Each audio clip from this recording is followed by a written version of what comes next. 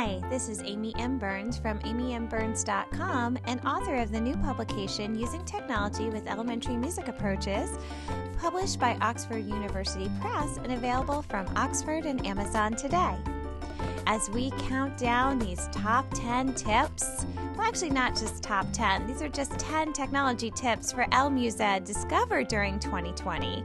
We are up to tip number 8, and tip number 8 is in Google Slides, replacing the audio icon with an image. The benefit of this is you will be able to replace the audio icon with maybe the virtual instrument that you would like to use. For example, a boomwhacker image. So today I'm going to show you how to do that. So join me, click like, and subscribe to my YouTube channel as we count down and bid 2020 goodbye. Yay! And hopefully bring in a happier 2021. Let's get started.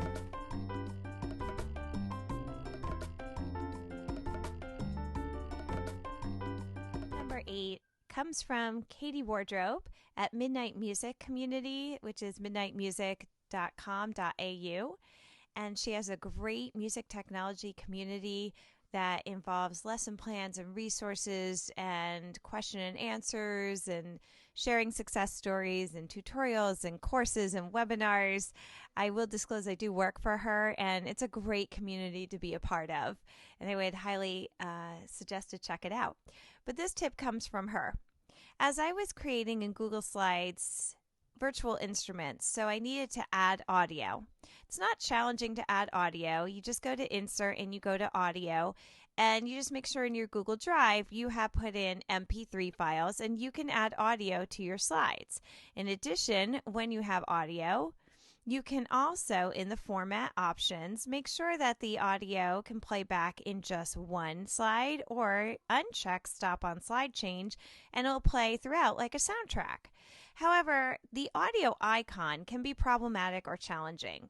For example, in this example, when I go into the present mode and I have these xylophones on a Chromebook or a laptop or a desktop, these play wonderfully. On iOS, you have to double click this.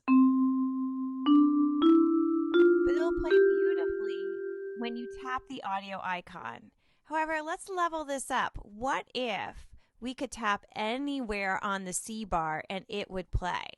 So I'm going to show you how to do that. And this, again, came from Katie Wardrobe.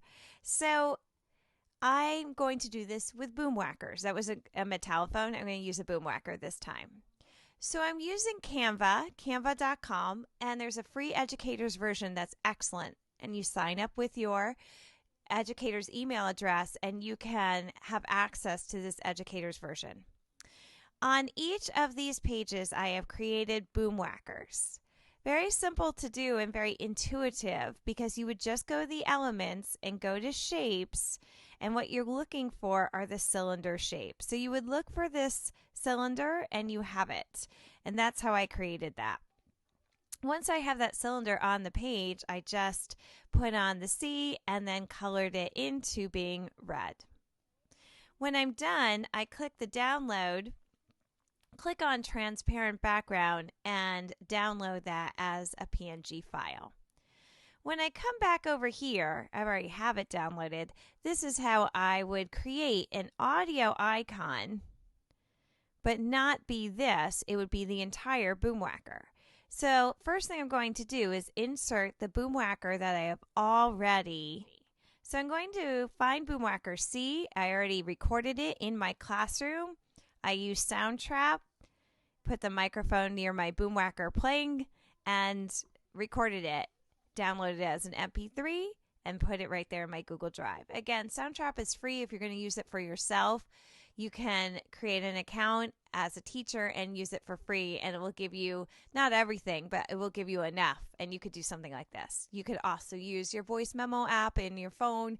You could use your GarageBand app on your iPhone. Whatever recording you like to use app will work.